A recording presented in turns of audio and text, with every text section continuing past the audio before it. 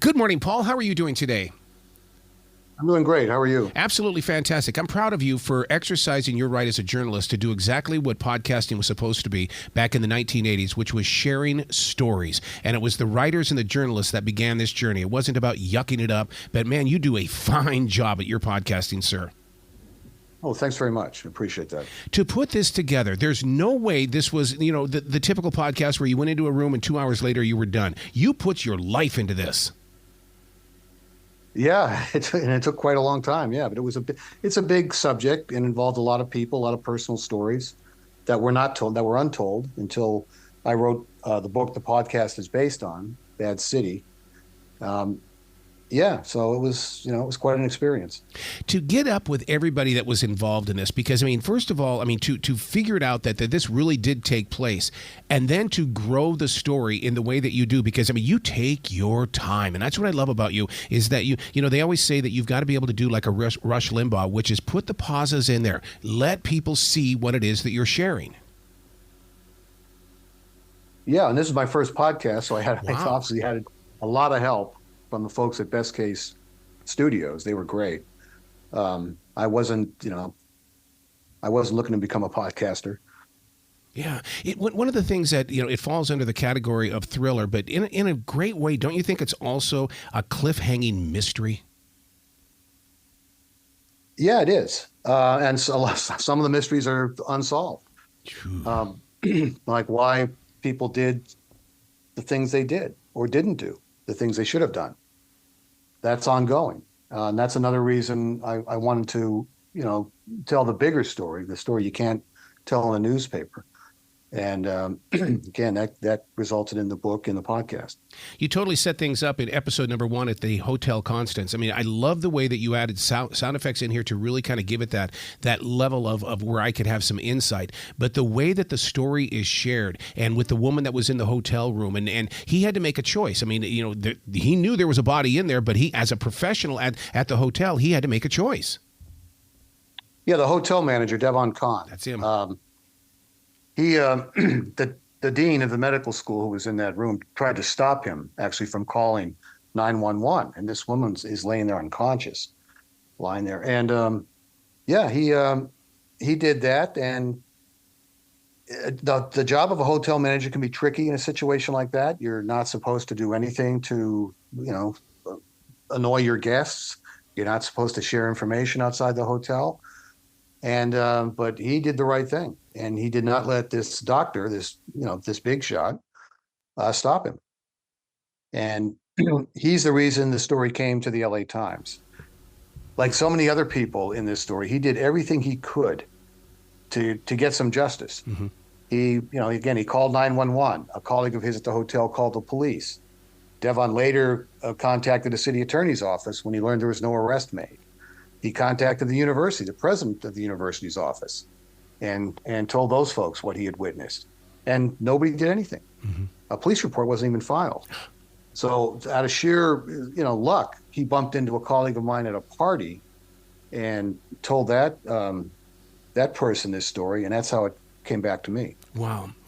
I love the way that you include the actual calls to the 911. And I guess as a listener, and because I've never really dealt with 911, but the way that they had him talk to the guy up in the room, and the phone rings, and the guy, as calm as can be, no emotion whatsoever, gosh, he's had too much to drink. And it's like, my God. How could something like this be happening and the man was emotionless? It is. It's chilling. It really is chilling. Here's this. I think she was 21 at the time. Yeah. Her life is in danger, and he's just acting like it's an annoyance and I'll handle it. Leave me alone, and lying about it. A doctor lying about the dire medical condition of somebody that he claimed was under his care. Mm. When you take a story like this and you take it to an editor at a newspaper these days, to me, they shorten it down, they shrink it down into something that represents the newspaper. When you get to do a book and a podcast, doesn't that just free you up? It did, yeah. Again, it allowed me to tell the story in a way you could not tell it. Stories, but multiple stories, in a newspaper, and it allowed me to tell the bigger story of LA as well to a certain Hmm. extent, Hmm. and he can bring in all these personal tales of what people went through. Yeah. So that was very liberating, and I think important. Again, this story had to get out, and what happened at the newspaper, um, what these people suffered. Yeah, it's like they had their own circle, and you can't violate the other person's circle because somewhere along the line you might get in trouble, and if you violated them once, they're going to come toward you. Yeah, there was that element as well. Yeah, yeah. So then, the thing about it is that television as well as movies, we've all heard these stories and watched these pieces of entertainment, and yet you make this real. And clearly you tell us in your own way that no, guys, this is not thought up inside my head. This is real. It's the kind of thing you can't make up. Yeah, but in a very Hollywood way, anybody could interpret it as something that it was made up because they're going, "Oh, there's no way." But yet, every single episode of this podcast, it gets deeper and deeper and deeper. I don't know what it did to you emotionally. Well, trying to get the thing published initially was quite an emotional ordeal. But it's still, I mean, there's a lot of tragedy in the story. Hmm. People were hurt. Families were, you know, devastated. So yeah, there was certainly a lot of emotion involved. And again, yeah. But that's you mentioned earlier, like the 911 calls and other recordings. That comes from our reporting. That's Wow. that sort of thing. And these are all public records, but you have to go get them. And too often that doesn't occur. Did the reporter have to sit on the sidelines while you were putting this together? Because there is a difference between being a journalist as well as a storyteller. Yes, I was, yeah, that Yeah. they're very, very different things. And Yeah. I was not comfortable writing about myself. I don't write about myself at the newspaper. I get into my personal background, and that was difficult, but it was important to do because I needed to get that bigger story out there, including the story of what happened at my own paper, and I couldn't do that in a way where it's in the third person. Also, I expect other folks to come clean to tell me their personal story. So how could I refuse to do that, in my own book? Wow. But it's a very different thing. Yes. How could you tell the truth from telling a story? Because I'm a firm believer that, no matter what we go through in life, each time you step back, you're rewriting that story. I don't know if I feel that way. I think the truth here was very evident, Yeah. and it's getting there. That getting to the truth that's difficult, and you can go down the wrong road again and again until you get there. But to me, the bigger truths here were very clear. In bringing the book together, so many times authors they know the beginning, middle, and end. Did you have to be, I mean, with all the experience that you had as a journalist, did you have to pieces part this story together? How did it come together as one solid story before it became the podcast? Well, I had to basically start from scratch Yeah. and go back and interview all these folks, do a lot of other research, get people to open up in ways that they couldn't or wouldn't for a newspaper story. No, it was a big reporting job, Hmm. just for the book. And then, yeah, how do you tell the story? Where do you start? All that sort of Yeah. stuff. It's become a creative process. The book is it's a creation, separate from a piece of journalism. And again, it was challenging, but it was also rewarding. To get those interviews, did people instantly say yes? Because when you're talking about USC, I'm sure somebody wrote you a letter or came knocking on your door saying, "Hey, what are you doing, Paul? What are you doing?" You mean in a threatening way? I just like, hey, can we not make a lot of noise out of this? Okay. What needs to go on here, Paul? Well, I was in writing the book. I was threatened with lawsuits by the three of the editors who were fired at the paper after I and others complained about how the story was handled, and that went on for several months. Letters from lawyers, threatening a defamation suit, denying that what I was writing was true, that sort of thing. But none of it changed a single word in the book or on the podcast, for that matter. Yeah, I just can't imagine your journey because, I mean, even with the things that I do and stuff, you sit there and you face that wall of, okay, do I take a chance on this or do I keep it as clean as possible in the way of so I don't ruffle any feathers? But I love how you bring us the truth here, and that takes courage, dude. Well, and that's my job. To me, the real courage is found in the people who speak to me at risk to themselves to make it possible to, write a story like this, a book, a podcast, and so forth. These people could lose their jobs. Yep. In some cases, even worse things can happen to them. And yet they come forward and they tell their stories because it's the right thing to do. And in my experience, that's usually their only motivation. It's the right thing to do. They want to get the truth out. And they often have tried every other venue. They've gone to the police. Mm-hmm. In this case, the family that was so devastated by the dean, the druggy dean, they went, to the police, to the FBI at one point. They hired a private investigator. They tried everything. They played by the rules and they got nowhere. Mm. And that's how they end up coming, to the newspaper. Mm. When it comes to the podcast episodes, because you want to get people to go to the next one, to the next one, to the next one, you really do very well when it comes to creating that cliffhanger to get me through that really like a 2-minute commercial break so it starts up on the next podcast. Are you in charge of those cliffhangers, or is that something that you're working with Matt as well as Harriet? Well, actually, the podcast was written by the folks at Best Case. Okay. So I certainly contributed to that, but they did a great job of what you just described. And it gets back to the story itself. It was loaded with cliffhangers. At any point, we could, the whole thing could have been derailed. We needed some luck along the way, a lot of luck. Certain things had to happen just circumstantially for us to take the story to the next level. So yeah, it gets back to, you can't make this up. At least I didn't have the imagination to make it up. We kind of touched on, the journalist in you, becoming the storyteller in you, becoming the person that also voices it. I can't imagine what you went through as a creative person to all of a sudden you put on a pair of earphones and through that microphone you hear your ears. It was very foreign to me. I was very, very reluctant. Talk me into it. Especially when you're not used to hearing that voice and things, because I mean the pitch, volume, and tone is everything, but the perfectionist in you had to have come out. I hope so. I'll have to take others' words for it, but yeah, it's weird when you hear your own voice. I was not used to that. What did you learn in doing this story, taking it to the new level of journalism, where with the books and now with the podcasting and things? Because, to me, I'm going to say right now, there's no way that Edward R. Murrow could do what we are doing today as journalists. Yeah, I agree. Yeah, absolutely. Largely just because of the technology that's available to us now. Mm-hmm. There have been changes in the law that make it easier to get certain types of information.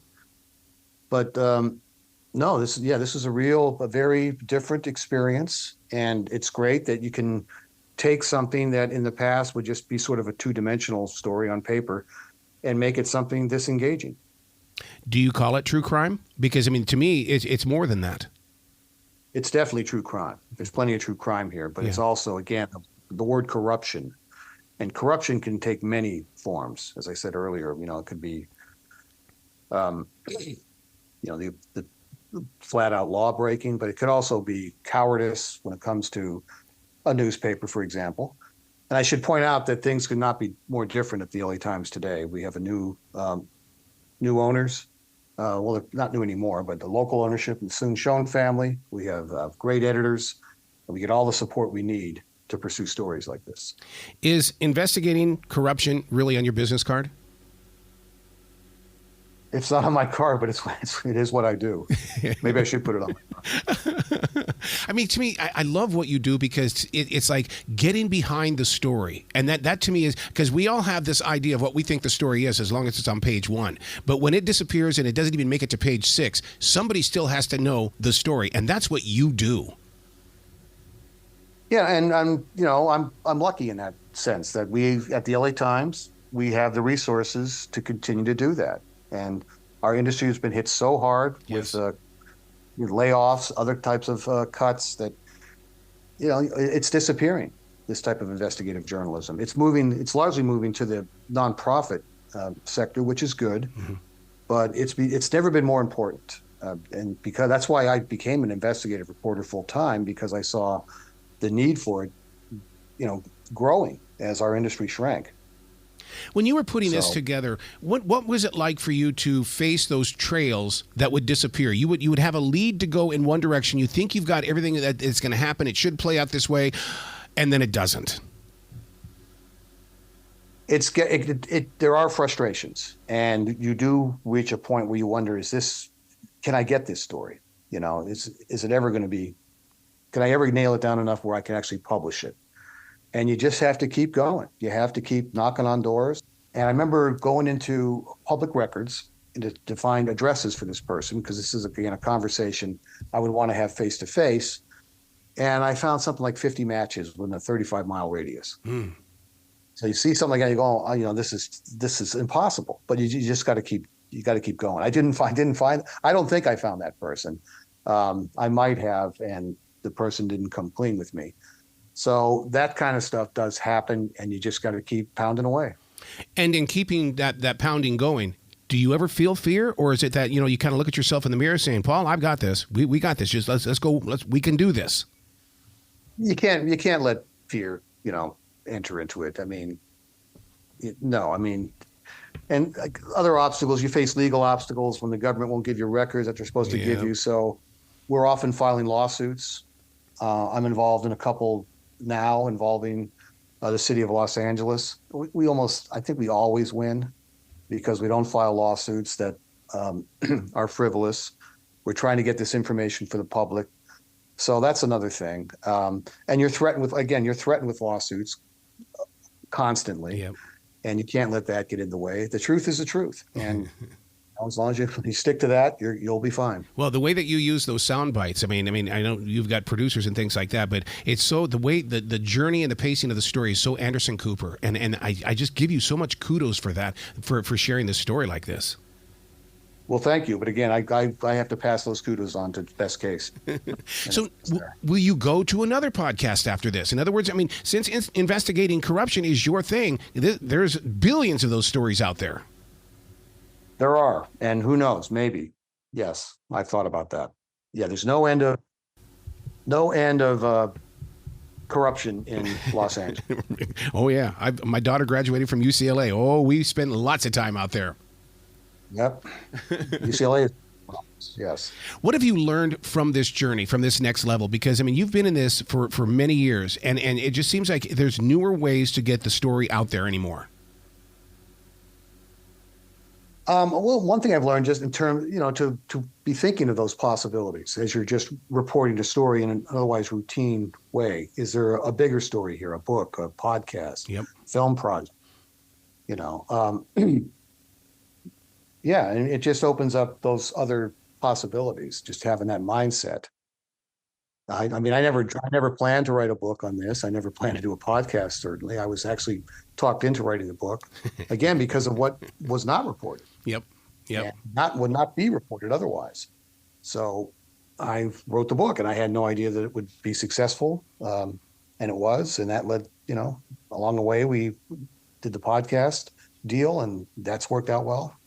So, yeah, I learned a lot. Yeah. See, that's what's inspiring to a lot of us broadcasters, is the fact that you kept going, because so many times we'll take ideas to our program directors or GMs or operation managers, and we're shut down, and we walk away and say, okay, I'll go find something else. But you kept pushing forward. Yes, because this story was important. People were being hurt. People who were responsible for protecting those people being hurt were not doing their jobs. Justice was being denied. This story had to happen. Yeah. Yeah. Where can people go to find out more about you, Paul? Because I really want them to discover this, not only just the podcast, but the book itself, because both of them have their own little journey with it. Well, yeah, the book is called Bad City, Peril and Power in the City of Angels. It's available everywhere. Again, my personal story is in that book, more of my background, if people find that interesting. It is, because you're a real journalist. I mean, that's what makes it so interesting, is that you aren't afraid to say, hey, this is the real deal. Well, I'm one of many, including at the LA Times. I love how humble you are, man. I really do. I love where your heart is. It's the truth. You got to come back to this show anytime in the future. The door is always going to be open, Paul, because you are a storyteller, and man, you dig in, and I love that about you. Well, thanks very much. I appreciate that. You be brilliant today, okay? Okay, you too. Thanks.